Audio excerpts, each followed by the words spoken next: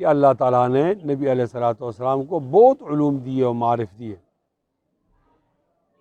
یہاں نبی علیہ الصلوۃ والسلام 23 سال دوست کو نہیں پہچان سکے. 23 سال سے وہ آتا رہا ہے نا, نہیں پہچان سکے. اس میں ایک اشارہ ہے, وہ اشارہ یہ کہ آپ کو جو علوم دیے جا رہے ہیں وہ اللہ تعالیٰ کا فضل ہے.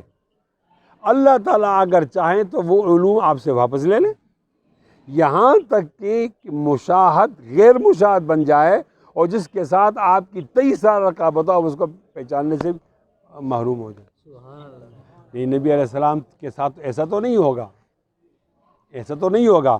لیکن یہ بات بھی ہے کہ وہ اللہ جو علم دیتا ہے وہ علم لے بھی سکتا ہے.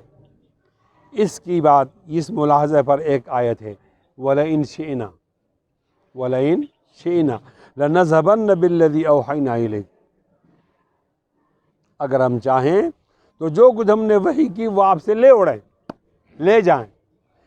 ثُمَّ لَا تَجِدُ لَكَ بِهِ عَلَيْنَا وَكِيلًا, اور اس بارے میں کوئی بھی آپ کا حمایتی نہیں ہوگا.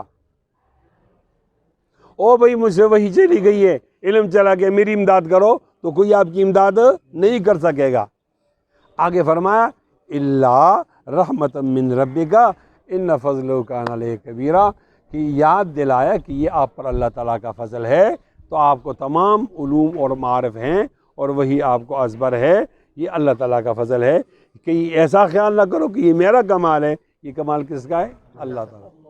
اگر آپ ملاحظے پر نہیں سمجھے تو میں دوبارہ کہنے کے لیے بالکل مستعد ہوں.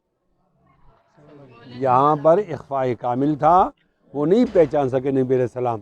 اس میں ایک نقطہ ہے کہ جو علوم اللہ تعالیٰ دیتے ہیں تو اللہ تعالیٰ دیتے ہیں, بہت علوم دیے نبی علیہ السلام کو, لیکن ساتھ یہی بتایا کہ ہم چاہیں تو واپس بھی لے سکتے ہیں. کیا مثال کہ دیکھو آپ نے 23 سالہ اپنے مشاہد اور اپنے دوست کو نہیں پہچان سکا, تو آپ سے یہ چیز واپس لے لی گئی.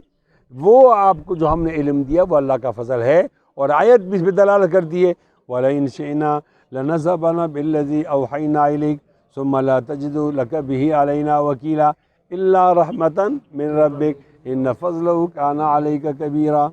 بات سمجھ میں آ گئی ہے؟